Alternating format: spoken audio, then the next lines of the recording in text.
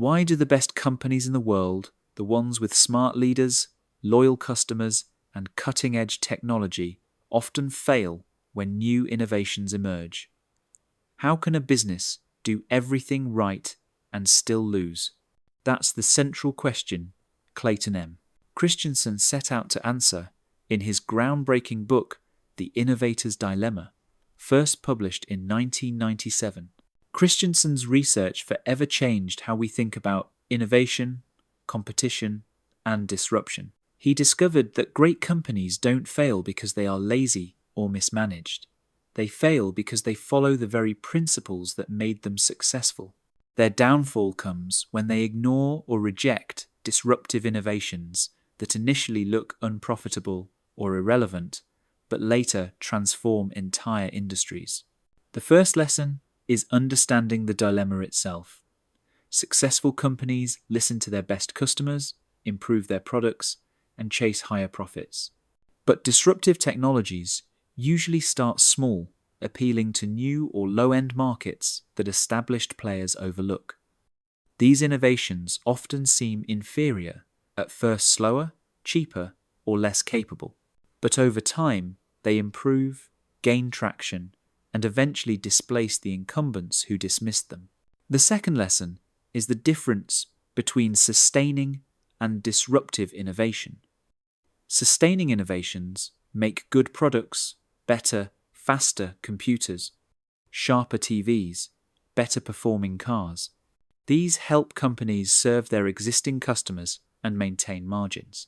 Disruptive innovations, by contrast, create new markets or drastically change existing ones, like how digital photography replaced film, or how smartphones replaced cameras, GPS devices, and MP3 players. Disruptive innovations are not about doing the same thing better. They're about doing things differently. The third lesson is that listening to customers can lead to failure. It sounds counterintuitive, but Christensen shows that successful companies fail because they listen too closely to their current customers and investors. When early disruptive innovations don't appeal to those customers, companies ignore them. But by the time the new technology matures, it's too late. New entrants have captured the future. The fourth lesson is the importance of small markets. Big companies often ignore small or emerging markets because they seem too insignificant to impact growth targets. But disruptive innovations almost always begin in these small niches: low-cost airlines, personal computers, or online streaming. By the time these small markets grow, it's too late for incumbents to catch up. The fifth lesson is that disruption is not about technology alone, it's about business models. Many companies try to adopt new technologies, but fail because they don't change their business structure, pricing, or strategy. True disruption often requires a completely new model. For example, Netflix didn't just digitize movie rentals. It reinvented the entire distribution model around streaming. The sixth lesson is that great management can be a liability. Christensen argues that the very systems and processes that make companies efficient, like focusing on ROI, customer data, and performance metrics, can blind them to the potential of small, uncertain opportunities. Innovation requires flexibility, experimentation, and a tolerance for risk qualities that large organizations often suppress. The seventh lesson is the value of creating separate divisions for disruptive innovation. When a company tries to develop new technologies within its existing structure, it often gets smothered by the demands of the core business. The solution is to create independent teams or spin-offs that can explore new markets without being constrained by old priorities. This allows innovation to grow without immediate pressure for high returns. The eighth lesson is the importance of timing. Being too early can be just as dangerous as being too late. Disruptive innovations need to mature and find a market fit. Christensen explains that successful innovators balance patience and urgency investing early, but scaling only when the technology and market are ready. The ninth lesson is that disruption can happen anywhere. Christensen's research began in the disk drive industry, but the pattern applies across all sectors, from retail to education, healthcare to transportation. Any business that focuses too heavily on existing customers and profits becomes vulnerable to simpler, cheaper, more accessible alternatives. The 10th lesson is that leadership must embrace uncertainty.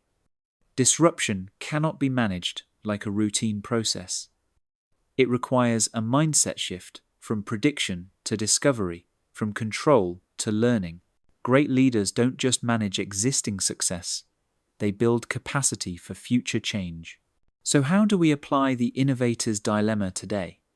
First, recognize the difference between sustaining and disruptive innovation. Don't just make existing products better. Explore new ways to serve customers. Second, be willing to explore small, emerging markets. Today's niche could be tomorrow's revolution. Third, question your assumptions. Listening to customers is vital, but so is imagining what they don't yet know they'll want. Fourth, separate your innovation teams. Give them freedom to experiment, fail, and learn outside the pressures of the core business. Fifth, adapt your business model, not just your technology. Sixth, focus on learning and discovery rather than perfection. Seventh, embrace uncertainty. The future cannot be predicted, but it can be shaped by those willing to experiment. Modern relevance is everywhere. The innovator's dilemma explains why Kodak fell while Instagram rose, why Blockbuster failed while Netflix thrived, and why traditional taxi companies struggled against Uber. It also explains why even tech giants like Microsoft and Apple continually reinvent themselves to avoid becoming the next victims of disruption. Christensen's ideas also apply beyond business. For individuals, the dilemma reminds us not to get too comfortable with current success. Skills, habits, and strategies that work today may not work tomorrow. Just as companies must disrupt themselves, individuals must keep learning, experimenting, and evolving. The book also offers hope. Disruption doesn't mean destruction, it means renewal. Companies that accept change, invest in new ideas, and challenge themselves can survive and thrive. The dilemma is not a death sentence. It's an invitation to reinvent before being forced to. Perhaps the most powerful part of the innovator's dilemma is its humility. Christensen doesn't present innovation as a matter of genius or luck. It's a process, one that requires curiosity, courage, and discipline. The best leaders don't cling to the past. They build bridges to the future. The big takeaway from the innovator's dilemma is this: success can be dangerous. The habits that make you great today can blind you tomorrow. To stay relevant, you must be willing to disrupt yourself before someone else does. Great leaders don't just manage the present, they create the future. That was The Innovator's Dilemma by Clayton Christensen, broken down into its most powerful lessons in under 10 minutes. Which lesson resonates most with you? The danger of success, the courage to disrupt, or the importance of small beginnings? Share your thoughts in the comments below.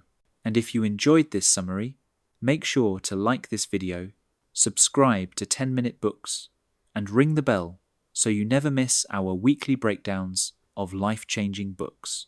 Thanks for watching, and remember, if you don't disrupt yourself, someone else will.